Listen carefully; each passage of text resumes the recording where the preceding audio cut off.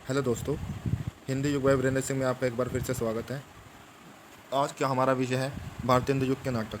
नाटक से संबंधित एक कक्षा पूर्व में हो चुकी है, जिसमें हमने हिंदी के प्रथम दुखांत नाटक जैसे रणधीर प्रेम मोहिनी, हिंदी का सबसे पहला अभिनीत नाटक जानकी मंगल, समस्यात्मक नाटकों के जनक कौन हैं, लक्ष्मी नारायण मिश्र माने जाते हैं, और ऐतिहासिक नाटकों के जन्मदाता जयशंकर प्रसाद। हिंदी में प्रतीकवादी नाटक परंपरा का जनक किसे कहा गया है, जयशंकर प्रसाद है। और कामना नाटक था इनका, प्रबोध चंद्रोदय की प्रतिछाया के रूप में माना जाता है और 1927 में लिखा था। इसी तरह हमने पिछली कक्षा में ये जाना था कि इप्टा जन नाट्य संघ की स्थापना 1989 में हुई थी। भारत में जो पाश्चात्य ढंग का रंगमंच है वो बंगाल में स्थापित हुआ था सबसे पहले। और हिंदी का प्रथम जो मौलिक नाटक माना जाता है रीवा नरेश महाराज विश्वनाथ द्वारा रचित आनंद रघुनंदन, जिसका प्रकाशन 1700 ईस्वी के लगभग हुआ था। और भारतेंदु हरिश्चंद्र अपने पिता के नाटक नहुष जो 1857 में रचित है को मानते हैं। ठीक है, इस तरह की हमारी जो पूर्व कक्षा थी उसको आप हिंदी साहित्य के इतिहास प्लेलिस्ट में जाके देख सकते हैं। आज हम भारतेंदु युग के नाटक के बारे में जानेंगे और इससे कि जो एक या दो और भाग बनेंगे। तो आइए हम चलते हैं। सबसे पहले लक्ष्मण सिंह, इनका पूरा नाम था राजा लक्ष्मण सिंह, जो हिंदी के पक्षपाती थे, वो भी संस्कृत निष्ठ हिंदी के पक्षपाती थे, और सारे उर्दू निष्ठ हिंदी के पक्षपाती रहे हैं। ठीक है, तो शाकुंतलम 1863 में इन्होंने अनुवाद किया था और ये खड़ी बोली का पहला नाटक है, हिंदी की खड़ी बोली का पहला नाटक है। और इसका जो अभिज्ञान शाकुंतलम है ये कालिदास द्वारा रचित था और संस्कृत भाषा में था। गणेश कवि हैं, इन्होंने प्रद्युमन विजय लिखा 1863 ईस्वी में। शीतला प्रसाद त्रिपाठी, इन्होंने जानकी मंगल 1868 ईस्वी। भारतेंदु ने इसमें लक्ष्मण की भूमिका निभाई थी। अब प्रश्न आ जाता है कि किस नाटक में भारतेंदु ने लक्ष्मण की भूमिका निभाई थी, जानकी मंगल, या जानकी मंगल में भारतेंदु ने किसकी भूमिका निभाई थी, लक्ष्मण की भूमिका निभाई थी। इनका एक अन्य नाटक है राम चित्रावली 1887 ईस्वी में। भारतेंदु हरिश्चंद्र के कुल 17 नाटक माने जाते हैं, 8 अनुदित और 9 मौलिक माने जाते हैं। इनमें से सबसे पहले है जैसे विद्या सुंदर 1868 ईस्वी, जो चोर पंचाशिका संस्कृत का नाटक है, पर चोर पंचाशिका का बंगला में अनुवाद हुआ और बंगला का जो संस्करण है उसका अनुवाद हिंदी में भारतेंदु ने विद्या सुंदर के नाम से किया। उसके पश्चात रत्नावली 1868, जो हर्ष हैं, राजा हर्ष थे, थानेसर के राजा हर्ष, उन्होंने रत्नावली रचना की थी, उसका हिंदी अनुवाद है। फिर है पाखंड विडंबन, ये जो पाखंड विडंबन है 1872 ईस्वी में कृष्ण मिश्र द्वारा रचित प्रबोध चंद्रोदय नाटक का हिंदी अनुवाद है। ठीक है, अगर ये पूछा जाए कि प्रबोध चंद्रोदय नाटक किसकी रचना है, कृष्ण मिश्र की, और पाखंड विडंबन जो है वो क्या है, वो जो प्रबोध चंद्रोदय का अनुवाद है। धनंजय विजय 1873, कांचन कवि के नाटक जो संस्कृत में रचित है, धनंजय विजय ही उसका नाम है।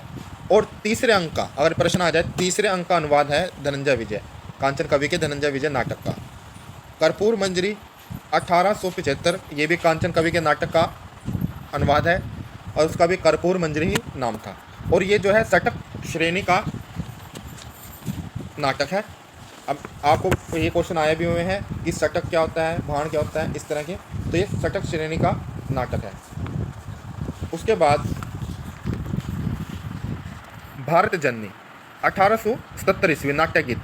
अब इसको भी हम पहला जो ओपेरा या नाट्य गीत मानते हैं, पर ये जो है अनुवादित था। हिंदी का पहला मैंने आपको बताया था कुरनालय, जो 1913 में रचित था जयशंकर प्रसाद के द्वारा, तो हमने अगर प्रश्न आता है कि हिंदी का प्रथम कीर्ति नाट्य कौन सा है, कुरनालय है 1913 ईस्वी में। और भारत जननी जो सबसे पहले भारतेंदु ने ओपेरा लिखा था 1877 ईस्वी में, ये अनुवादित था और ये मौलिक रचना थी जयशंकर प्रसाद की। तो हिंदी प्रश्न में आगे आए कि प्रथम गीति नाट्य कुरनालय है। उसके पश्चात है मुद्रा राक्षस, विशाख दत्त के नाटक का अनुवाद है, उसका नाम भी मुद्रा राक्षस था और 1878 में था। उसके बाद दुर्लभ बंधु जो 1880 में शेक्सपियर के मर्चेंट ऑफ वेनिस का हिंदी अनुवाद था। उसके बाद हम देख लेते हैं मौलिक नाटक वैद्य की हिंसा हिंसा न भवती 1873। अब प्रश्न ये भी आ जाता है कि भारतेंदु कौन सा नाटक जो है वो मौलिक है और कौन सा अनुवादित है। तो वैद की हिंसा हिंसा न भवती, ये जो नाटक है पशु बलि का विरोध, जो पशु बलि होती थी उस वक्त, उसके विरोध में लिखा गया था। और प्रहसन जो श्रेणी है नाटक की उसका है, जिसमें एक अंक होता है, ये प्रहसन में एक अंक होता है। उसके बाद सत्य हरिश्चंद्र 1875, ये असत्य पर सत्य की विजय का चित्रण किया गया इस नाटक में। उसके पश्चात प्रेम जोगनी 1875 ईस्वी में इस नाटिका में जो तीर्थ स्थानों पर कुकृत्य होते थे उनका चित्रण किया गया है। अब हम कहते हैं ना कि आज के टाइम में, ये देखो उस टाइम में भी समय चाहे कोई हो, झूठ और सच हमेशा रहता है, असली भी होता है नकली भी होता है। तो उस समय भी कुकृत्य वगैरह जो थे तीर्थ स्थानों पे होते थे, और उसका चित्रण प्रेम जोगनी में 1875 में भारतेंदु ने किया है। श्री चंद्रावली 1876, इस नाटक में प्रेम भक्ति का चित्रण किया है। विशेष्य विषम औषधम 1876 ईस्वी में, ये भाण श्रेणी का नाटक, इसमें भी एक अंक होता है। इसे हम एकांकी बोल सकते हैं, जैसे एकांकी होता है ना, उसमें भी एक अंक होता है, तो एकांकी की तरह ही रहता है ये। तो भाण एक, इसमें जो है देशी राजे थे, जो रजवाड़े थे, उनकी जो दुर्दशा थी उनका चित्रण किया गया विशेष्य विषम औषधम में। जैसे प्रेमचंद की कहानी थी शतरंज का खिलाड़ी, इस तरह उन्होंने भी जो देसी राजाओं के जो विलासिता और जो दुर्दशा थी उसका चित्रण किया था। इसी प्रकार अगला नाटक है भारत दुर्दशा 1880 में। यह पहला राजनीतिक नाटक था भारतेंदु का और प्रबोध चंद्रोदय शैली में रचा गया था। नील देवी 1881 ईस्वी में, गीति रूपक है ये, और इसमें भारतीय नारी के आदर्श की महत्ता का प्रतिपादन किया गया है। उसके बाद अंधेरी नगरी 1881 में ही है।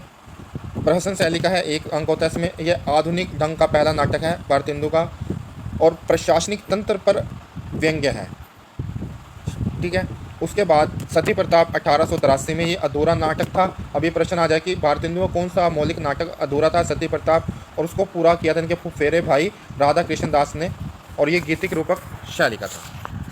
ठीक है।